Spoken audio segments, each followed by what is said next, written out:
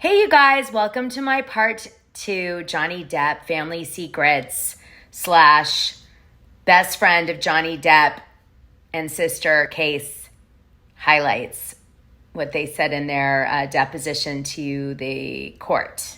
So I'm going to just get right into it. I think if you haven't watched my part 1, which is called Johnny Depp Family Secrets, you should. I came to a huge epiphany by the end of that video, which I will repeat at the end of this video in case you don't have time to go back and listen to that. The other video has testimony by the doctor and tells you the whole story, the whole story of Johnny Depp and Amber and his past and her past and all this stuff. So now let's get into this one. If you like my videos, like, subscribe, and hit that notification button.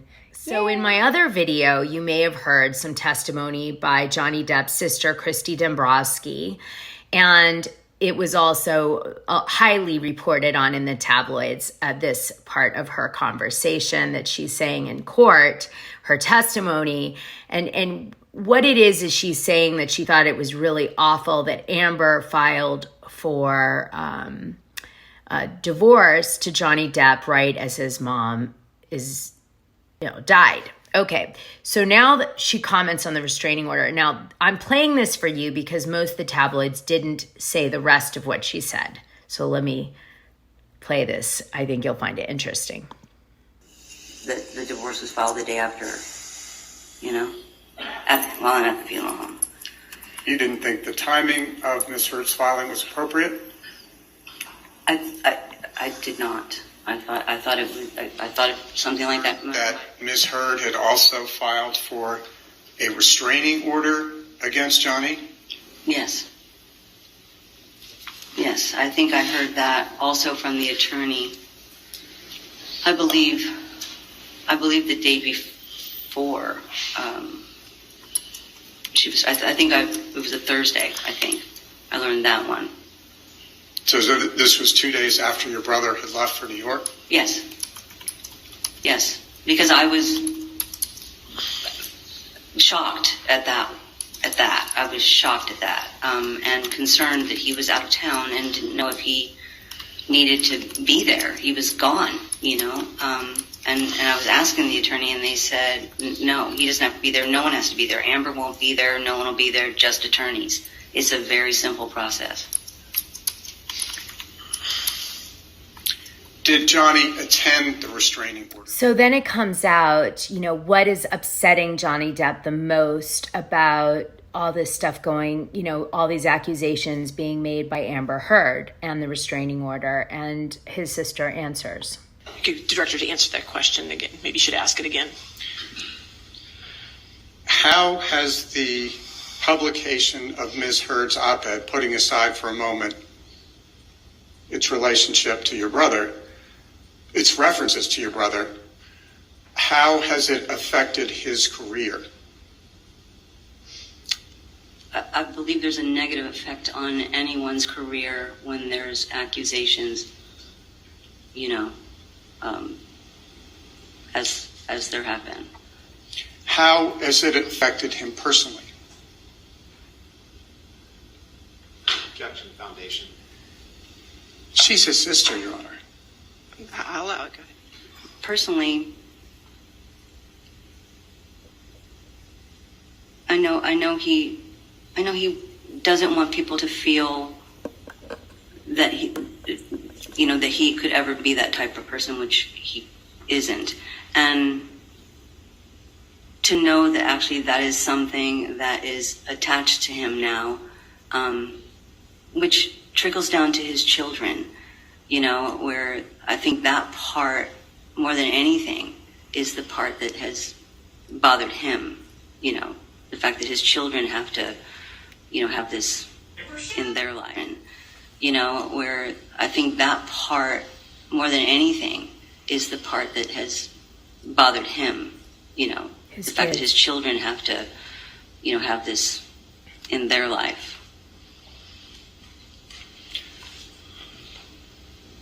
Ms. Dombrowski, do you believe that your brother physically abused Ms. Heard? Objection, Your Honor. relevance, foundation. I'll sustain the objection.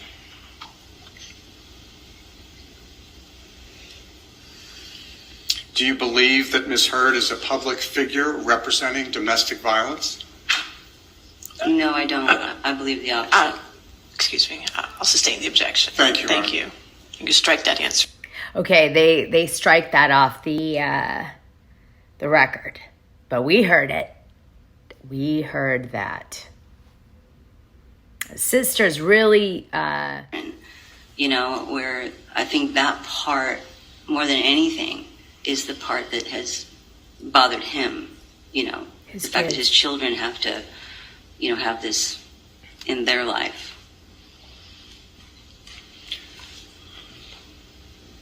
Ms. Dombrowski, do you believe that your brother physically abused Ms. Heard? Objection, Your Honor. Relevance, foundation. I'll sustain the objection.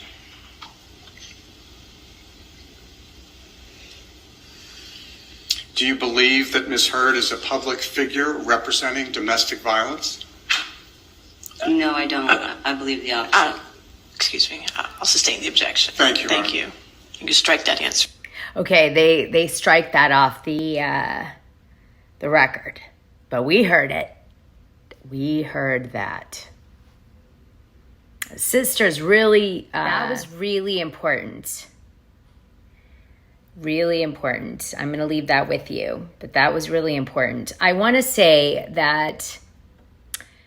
Anyway, they go on to talk about that she's the president of Infinite Nile, which is Johnny Depp's company. And she's like, I'm paid a salary. And they play, she's kind of evasive about it. And they kind of whittle it down to, are you or are you not an employee of his company? And the sister says, yes, I am. I am an employee of his company. I am paid by him. And then she tries to distance herself from the success or failure of Johnny Depp's movie career as it relates to that company. She's just like doing her job, basically.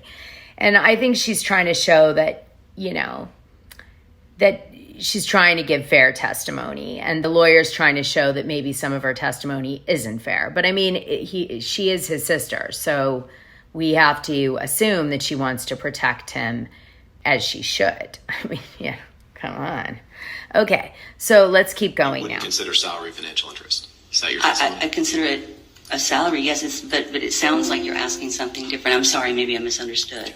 Yeah. So the bottom line is you draw a salary from Infinitum Nile, Yes, and that's your brother's production company, correct? yes, Now, you feel protective of your younger brother. Always have, right?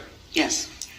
And you testified earlier today about Mr. Depp's reactions to some of your mother's anger growing up. Mm-hmm. How old was Mr. Depp during the periods you were talking about? Like when he was a kid? Is that basically what you were talking about? The reactions to Mom's anger began as when we were children, and we've had the same reaction always, was to leave. Right. And when you were testifying earlier about Mr. Now, Depp, in my last video, I read it to you, but I decided it was more compelling to hear her say it. So I'm going to play this. to when he was, before you left the house, when he was a kid, right? Yes, but we left the house not too far apart from each other, but yes. When Mr. Depp would leave as a child during the times when your mother was angry at him, was he addicted to drugs back then? No, Was he addicted to alcohol? no.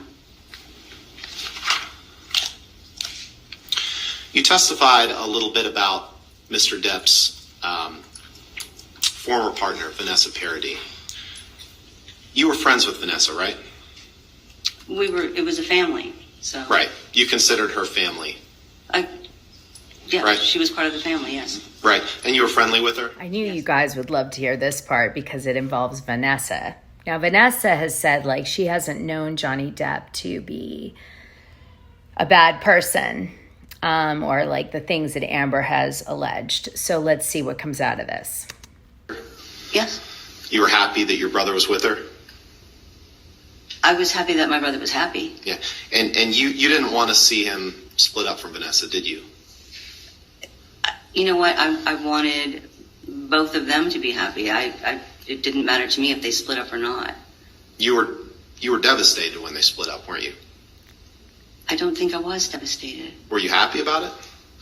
No, I wanted my family to be okay. What were your emotions when you learned that your brother was splitting from Vanessa? If I had to say, I was probably, a little sad for both of them, but beyond that. Vanessa was married to Johnny Depp for 14 years, and they broke up in 2012, and it was a very, very bumpy breakup. And I think the attorney is trying to imply that there might have been drug issues that caused that breakup too, or his erratic behavior, and that Amber Heard is not the first person to kind of have problems with Johnny Depp in this way. So that's what I think they're going with. Now let's continue to listen.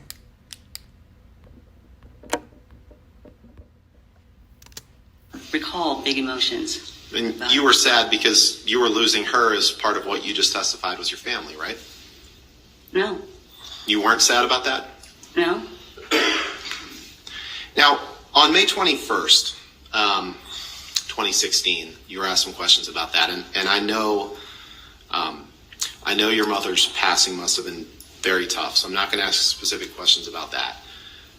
I'm going to ask questions about the next day just to make sure that I had your testimony right. Can you remind me, you said you saw your brother the morning of May 21st? I stopped by there at some point in the daytime, in the early part of the day. Approximately what time? I honestly don't remember. Was it before lunch? I don't remember the timing. It was just daytime. It was daytime. And when you stopped by there for the first time that day, that you were upset because it seemed like he and Amber had been fighting. Is that what you said? I said that they had been arguing. And I said that I didn't love that they were arguing on. It was a horrible day to argue on. He's talking about text messages. On February 5th, 2014. The sister received from Johnny the bottom Depp. Three. And vice versa. And those bottom three, you just looked at when we saw the whole page, and I know it's a little cumbersome for the jury not seeing that, but you testified that the bottom three were text messages from you to your brother, right? Yes. Okay. Heather, could you just scroll to the right? This is the big reveal. Please. That's good. Thank you. So on February 5th, 2014, you sent 3 texts to your brother. You sent one that said, stop drinking, right? Mm-hmm. You said one that said, stop Coke, right? Yes. So I assume you weren't talking about the soft drink, right?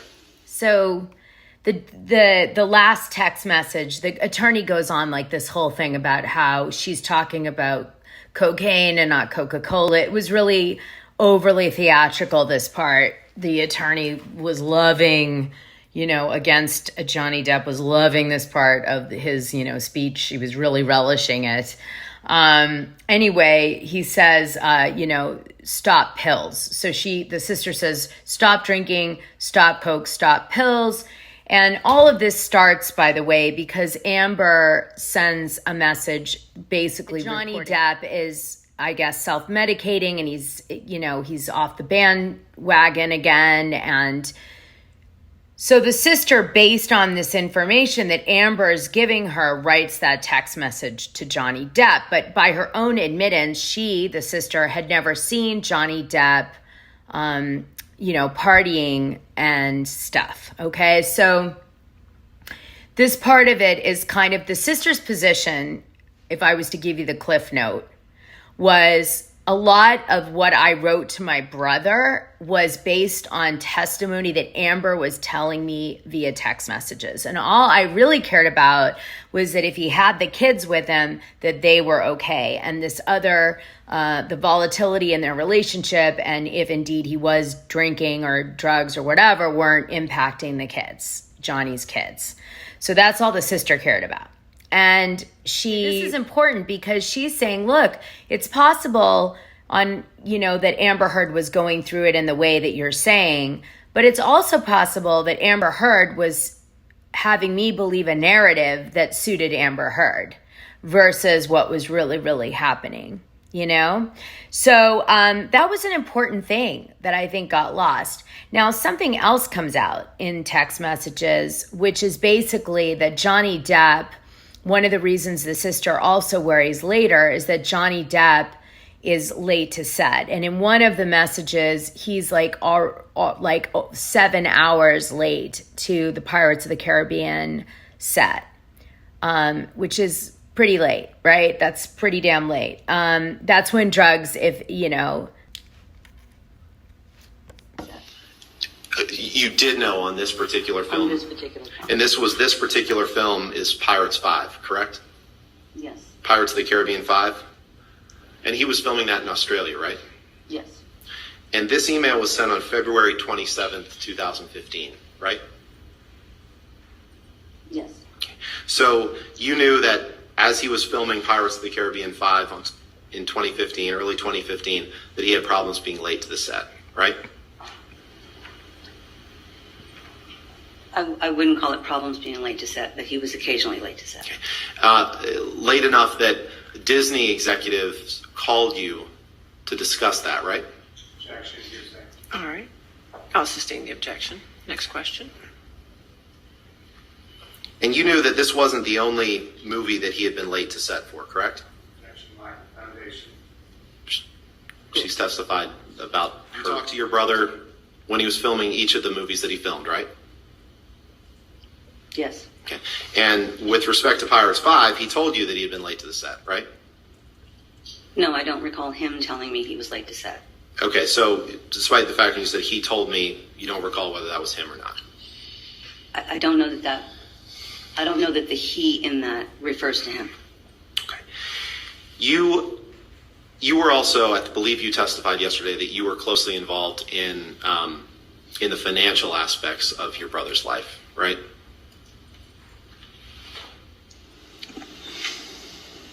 So, Ms. Dombrowski, we discussed this a little bit yesterday. This is the text exchange between you and Ms. Heard on February 3rd, 2014, where Ms. Heard says JD is on a bender, and your response is, "Where are the kids?" Correct? Yes. And just scroll down, please. Let's go to the next page, please.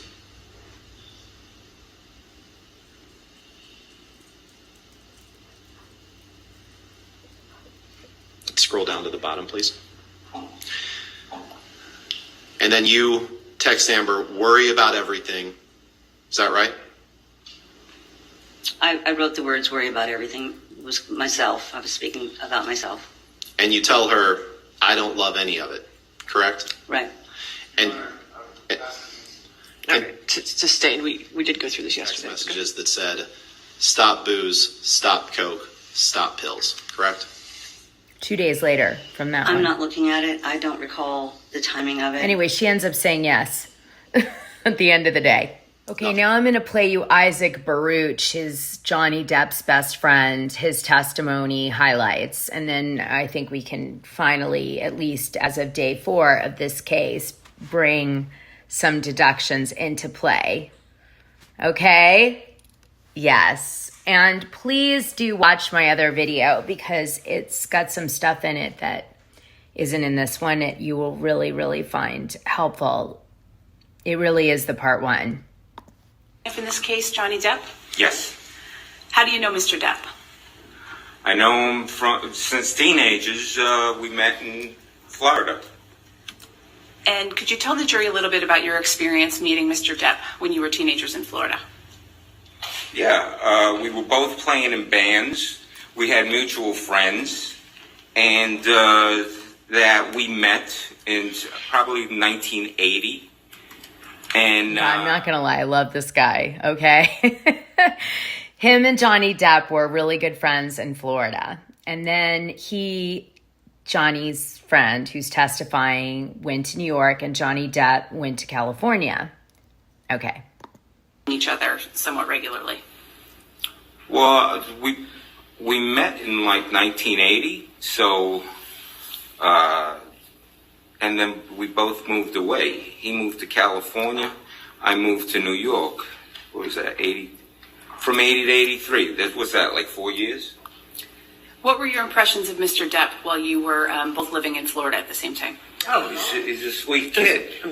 A sweet guy. Sir, wait, there's an objection. Of course they object that. Impressions were back then. Or what's the relevance? Just establishing the background and the relationship, Your Honor. I'll sustain the objection. Next question, please. Mr. Bruch, did there come a time when Mr. Depp moved away from Florida?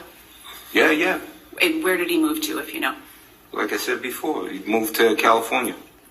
At some point in time, did you also move to California? Yeah.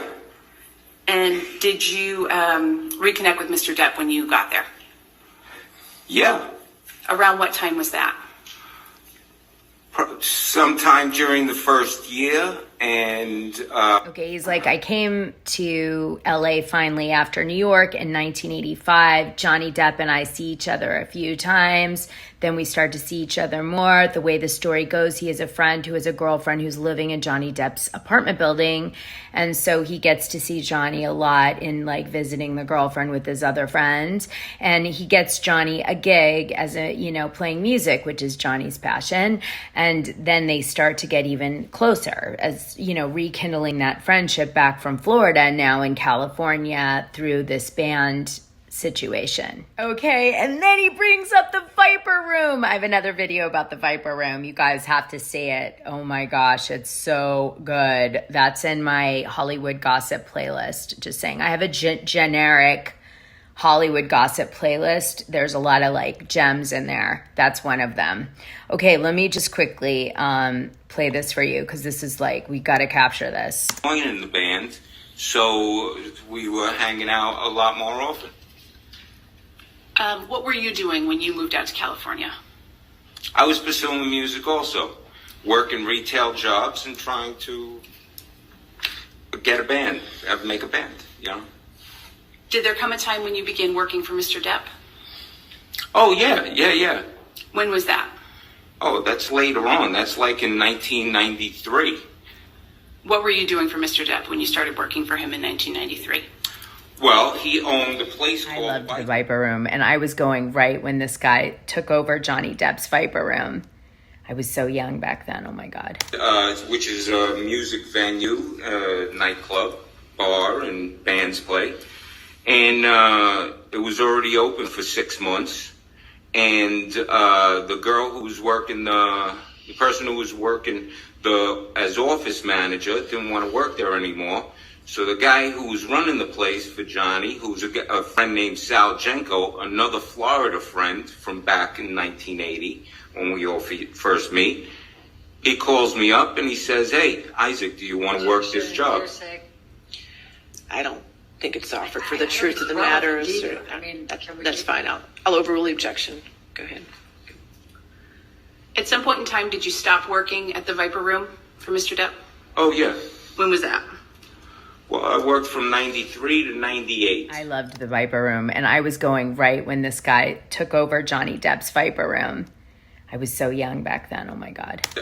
Which is a music venue, nightclub, bar, and bands play. And it was already open for 6 months.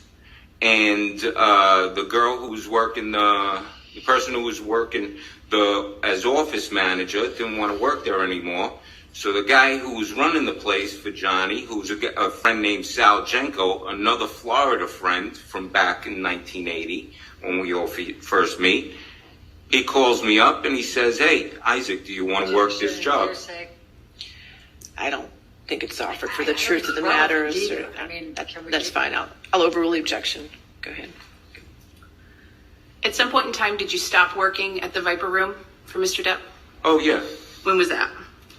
Well, I worked from 93 to 98. So he leaves for 4 years, and then he goes back to work at the Viper Room as like the manager. Okay. On New Year's Eve. And he goes back to work How in long New were Year's you Eve. working at the Viper Room at that point in time? It was another year, and then the place changed hands. Were you working on anything else while you were working at the Viper Room in that time frame? Yeah, I was sidewise. I was teaching myself art. Oh, good for you. And what steps were you taking to teach yourself art at that time? Books, learning how to draw and paint, and taking community college classes. At some point in time, did you begin pursuing art on a full-time scale? Yeah. How did that come about? Well, I was working at the Viper Room, taking classes, and then at one point, the club changed hands completely. Anyway, when Viper changes hands, he's given the opportunity to get a severance pay from Johnny, and Johnny gives him a big amount of money, and he studies his art and takes classes, and he ends up getting himself to Cal State, and he gets a BFA degree, Business Financial Administration, I think. Anyway, so he gets that, and, he's obviously very grateful to his friend, who's, let's face it, Johnny Depp sounds like a best friend that you could ever dream of having. Such, so supportive to his friend's dreams, really something. This says a lot about Johnny Depp. Mr. Depp offered you? The Eastern Columbia building. Did you take him up on that offer to live at the Eastern Columbia building? Yeah, of course. And how did that make you feel? I started crying.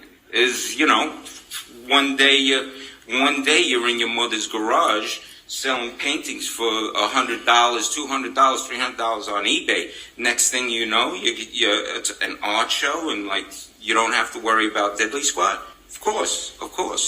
I was flipping out. When did you move into the Eastern Columbia building?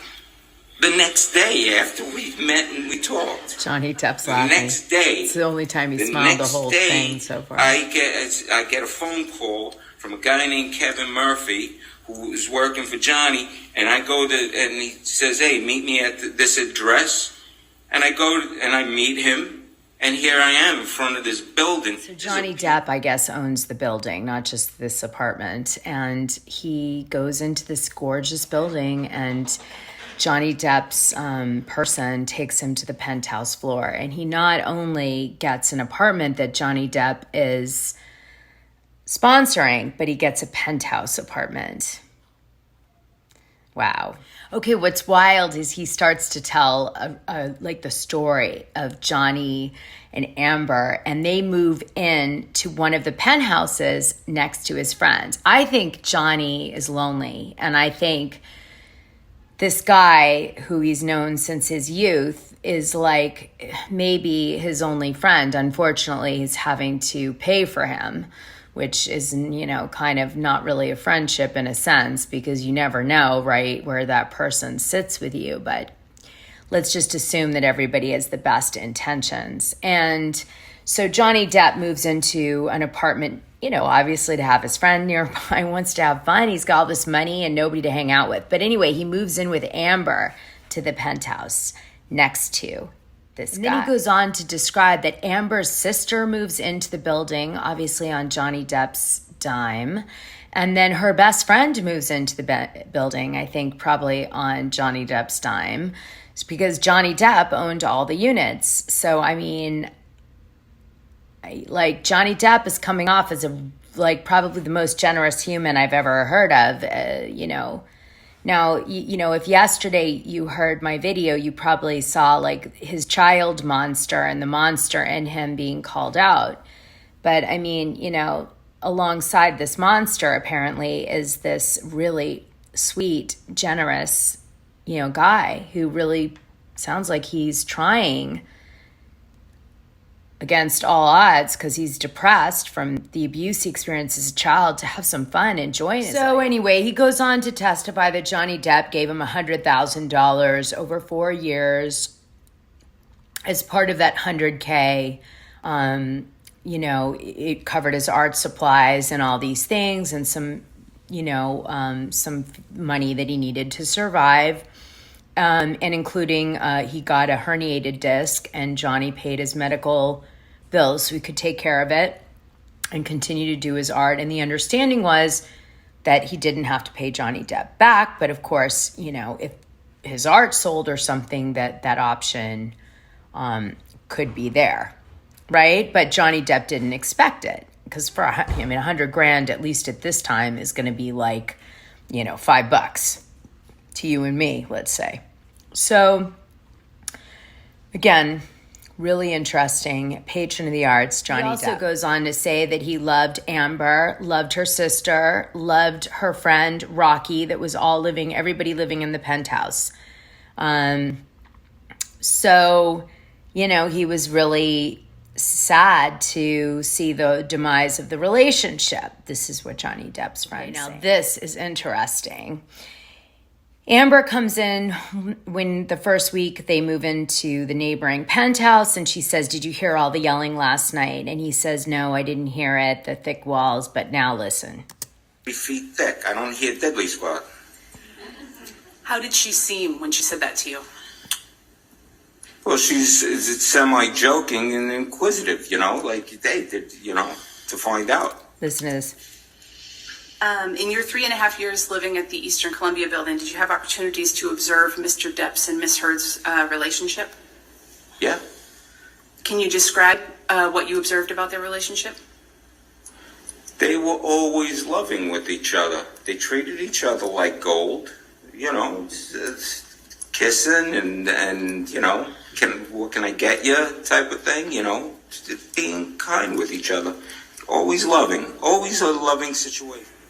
How often would you say you interacted with Mr. Depp and Miss Heard? If they were there, because they're traveling, they're working and doing stuff. If they were there, I saw them maybe 2-3 times a week. There might be one time a week that I see them, that I go over to hang out or, see them. Or they might come, or Johnny might come over to visit, or, like that. Since you've known them, did you ever see them get physically violent with each other? Never. Did you ever see them argue?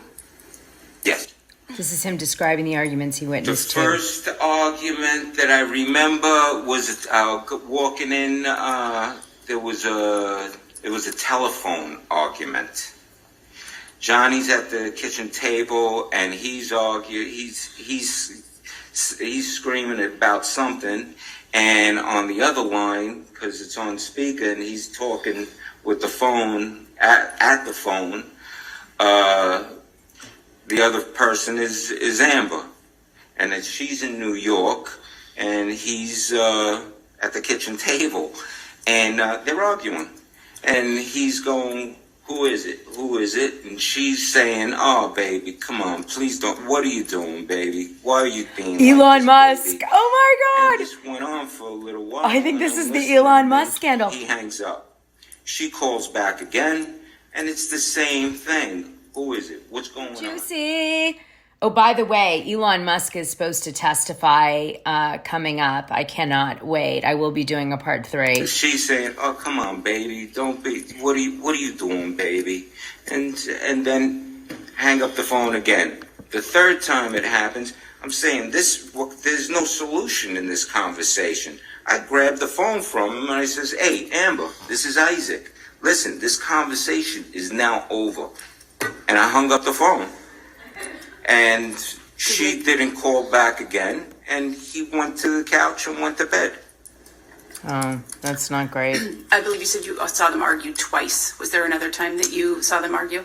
I ended up going over, and there's at the kitchen table is Johnny, is Amber, is Rocky, and Josh. And and I'm going, "What are you guys doing?" And they're hanging out, and they're plot to figure out a way how to get rid of Whitney to not live there anymore. And I felt bad. I like Whitney. Says, that's going to be a drag. And what are you plotting? How do you figure out? Hey, lend your sister some dough and let her move out. But they're trying to figure something out.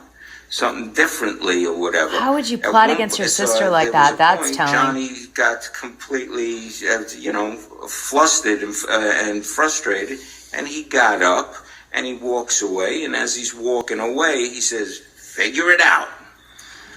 And that was it. That was the whole thing. I don't know if you want to call it. I don't think you. Johnny didn't want her sister living there anymore.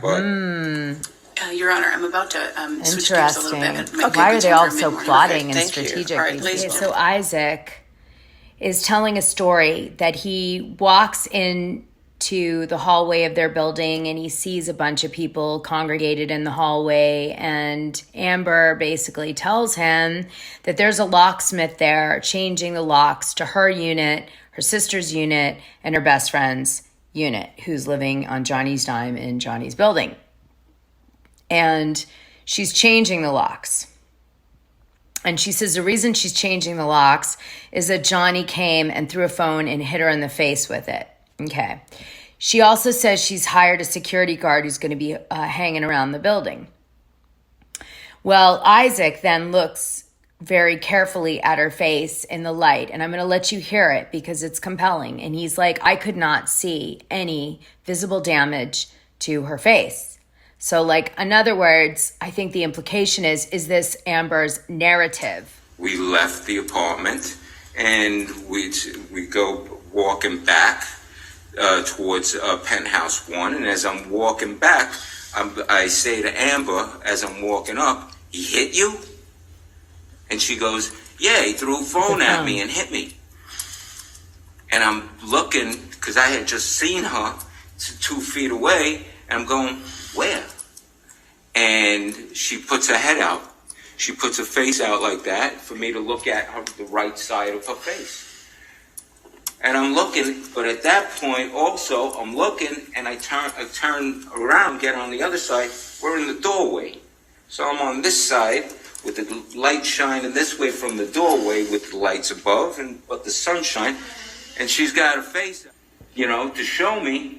And I'm looking, and I inspect the face. I'm looking at her forehead. I'm looking at the side of her eye. I'm looking at her cheek. I'm looking at her chin. I'm looking at the other side of the face. I'm looking at the whole thing. And I don't see anything. I don't see anything I don't see a cut, a bruise, swelling, redness. It's just Amber's face that she's going like this and showing me. So I'm not seeing anything. I back up and I'm making a joke. I make a joke going, well, I don't see anything, but maybe all the beauty from one side of your face to the other side of the face is outshining everything, so I can't see anything.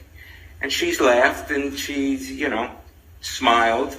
And I just looked at everybody and said, hey, So he goes on to tell other stories about him seeing Amber with her sister and saying that he believes that in all the different examples and run-ins that he had with Amber the next day, not once did he see a mark or any behavior that would allude to someone who'd been hit in the face with a telephone.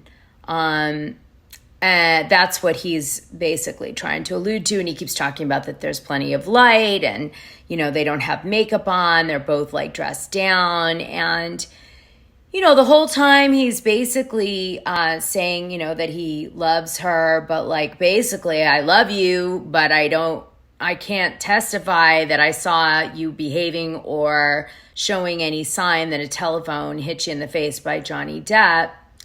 And I saw you a few times, if I was to, paraphrase what he said. So now it gets crazy because he's about to tell you a story where he sees Amber Heard's picture of her bruise that she got, allegedly. And because it's allegedly now, right? Because he's calling in to question it. But, and he's baffled by this, okay? I'll let him tell you the story. Ms. Heard had filed for divorce from Mr. Depp. Yeah. How did you learn that? I learned it from the internet. After the weekend, around at probably Monday, either Sunday or Monday, I'm on the internet and I end up seeing a picture of, it was the Friday of that week, the past week, and there's a picture of Amber wearing a black morning dress and with this brown mark on her, and that she's been to a divorce. She went to go file for divorce. That's how I found out. Were you surprised when you saw that? Surprised is not the word. It's like, what the hell is this? What's going on? At any point when you had seen her during that prior week, had she told you that she intended to file for divorce? I'll allow it. Go ahead. You can answer the question, sir. What's the question again? At any point when you had seen her during that week, had Ms. Heard told you that she intended to file for divorce? No. She never once. Sunday, Monday, Tuesday, Wednesday, and Thursday or Friday, not even see it? No. There's no, I'm clueless. She did not say anything about divorce. So what did you think when you saw those pictures and read the articles? When did you see Ms. Heard next after that? She knocks on my door June 3rd, Friday night, June 3rd. She knocks on my door around 11 o'clock is the next time that I see her. And what happened when she knocked on your door on June 3rd? I opened up the door, and naturally, something I'll say is, hey, how you doing? To say hello. So I open up the door, say, hey, how you doing? And she looks at me and she says, I'm not feeling so hot that I made some food. Would you like to come over and eat with me? And at that point, after, everything I've seen, I looked at her and I said, listen, me and you, we're not going to talk anymore. After everything that I've just seen all week long. So he alleges that she said to him that the lawyers are making me do this. I don't want anything from Johnny. And he basically was like, well, I don't want to have anything to do with you, because I think he felt like she was lying about the abuse, meaning when he saw her, she looked fine. All of a sudden there's a big mark and he's like, what is going on here? And I think he felt like there was some Fuckery happening. So she said, I'm sorry you feel that way. And they never spoke again. Anyway, they go on to ask him, did you ever see Johnny Depp be violent with Amber? And he says no. And he says, other than the argument that they had. And then they go into this whole thing, are you grateful for what Johnny Depp did? In other words, would you lie for Johnny Depp? And he basically says, of course, I'm grateful. And, they plant that seed. And, the whole thing is just really bizarre. Now, one of the highlights for me, but I'm not going to play it because it wasn't that good when you hear him say it, was that he saw Elon Musk coming and going in the apartment on 2 occasions, in the hallway and on the balcony of Amber and Johnny's apartment. So that was interesting. Can't wait to hear Elon Musk's testimony. When? I wrote it down that you about the phony pictures that were taken and put in tabloids, and about the fake narrative, and about and the way she's trying to got a fraudulent DV claim to extort and blackmail a man. That kind of got me frustrated, confused, angry, upset. Yes, which is why I said the best thing for us to do is not to talk to each other. Okay. Yes. And was it fair to say you're still angry with her? Oh, you know something? It's 6 years. But we just heard you give your version. Am I angry anymore? I'm not, what I am is tired. Her to go heal, him to go heal. So many people have been affected by this malicious lie that she started and she created, and it's gone out the door and around the world. And so I can't even paint anymore. I've stopped painting for the last who knows how many years, and that's affected by stuff. I'm not angry at anybody. I want the best for her to take her responsibility, heal, and move on. And for Johnny, his family has been completely wrecked by all of this stuff, and it's not. It's not right. It's not. It's not. It's not right. Fair. What she did and what happened for so many people to get affected from this. It's insane. And Mr. Baruch, how this happened. And Mr. Baruch, if in fact she's telling the truth, and if in fact Mr. Depp, who has engaged in enormous rage and domestic abuse and violence of Amber over a period of time that you wouldn't know about, then maybe it's time for him to take responsibility, don't you think? Objection, Your Honor. What really is compelling to me here, you guys, is this guy is on the stand in front of Johnny Depp and Amber Heard. And he is not holding back. If you were lying for someone, you would be maybe dancing a little bit in the way that you tell the story. You know, you might be like, well, you know, I was never really, like, it seemed strange to me that I didn't see it. You know, you would dance a little bit. But he is full blown looking like at everyone with her right there and going, this shit that you're pulling is not okay.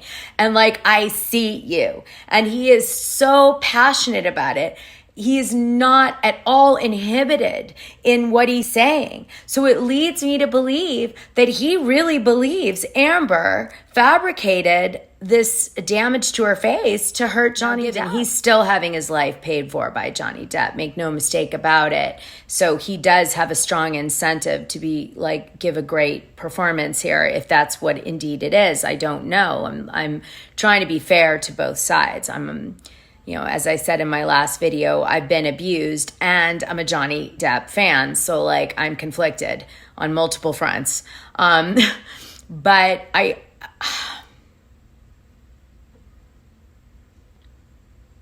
what do you think? Now, he also goes on to say that he has done drugs and partied with Johnny Depp. So he knows he does that. So that was interesting. I wanted to throw that in. And Johnny Depp, you know, this is the crescendo here. Johnny Depp writes a text message to his friend who's testifying, and Isaac receives it, and it's pretty dark. I'll let them read it to you. and this is to you, correct, from Mr. Depp? Is that how it says from? All right, does this refresh your recollection that Mr. Depp referred to Amber Heard as a cunt, and in fact, cunt's rotting corpse is decomposing? Objection, Your Honor. Sustain the objection if you could rephrase. I'll ask it differently. Do you recall Mr. Depp ever telling you that he, in base terms, hoped that Amber's rotting corpse is decomposing Objection, in Your the Honor. trunk of a Honda Civic? I'll allow it. I'm not understanding the question. Say it again. He's looking at his own Do text message. you recall Mr. Depp ever telling you that he hoped that Amber Heard's rotting corpse is decomposing in the fucking trunk of a Honda Civic? Objection. I'll allow it. Yeah. You can answer the question, sir. Yeah, that. Well, he goes on and he calls her see you next Tuesday a few times in text messages to his friend Isaac.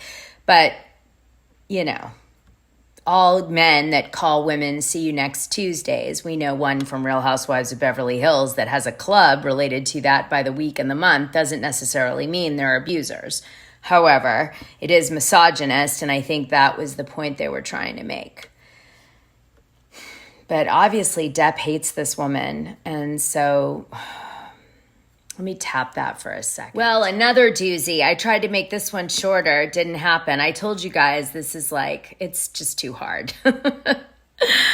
Oh my. By the way, Johnny Depp still has his island, so I thought you guys would be happy to know that. Well, let's hope that, really there's no winner in this at all. And at this moment in time in the trial, I sort of believe there are two abused and abusive people in a relationship. And they're both playing manipulation games. And one is battling alcohol and drug issues, and the other one has some strange, tendencies in her own right, because she does seem to do things like plotting and lying, and it's very toxic. Please like, subscribe, and hit the notification button. But before you go, I do want to say something. It occurred to me in my last video that Johnny Depp brought this case knowing full well that it would be played out in the public eye in gruesome detail. And some part of me wonders, there was a text message sent to his doctor where he said he has no friends. So that would include Isaac, I would assume. I think Johnny Depp feels like every single person in his life is on the payroll, or like his sister, like he doesn't have any friends that are just friends anymore. And I think he's alone and depressed, and he's doing loads of drugs. And I don't think he really cares about anything anymore. And him taking this case shows it. And what worries me about that is it's almost like he's given up on everything that matters to him. The only demonstration that we haven't seen that in regards to is his children, but they're older now. So I just really hope that this isn't, as I said in my other video, a cry for help, and that no one's getting that, like, Johnny Depp needs help. Like, he's bringing this out in the public eye to maybe have us not be able to not see how badly he needs some support. Like, he needs a friend, a real one, not on the payroll. He needs, to get off drugs, and he needs help. Like, he needs somebody to help him before it's too late. Because from the testimony that the doctors were giving, I mean, he's on a very thin line. At our age, we can't party like that. So I guess my shout out at the end of this video, after watching everything and studying, is that someone who's not being paid by Johnny Depp doesn't need to watch this on TV and read about it. They need to pick up the phone and call Johnny Depp and say, I'm here. I'm not going to let you kill yourself with drugs. I'm going to help you through this really crap time, and I'm going to help you get sober, because that's what you need to do. And someone needs to say to Amber, you have abandonment issues, love.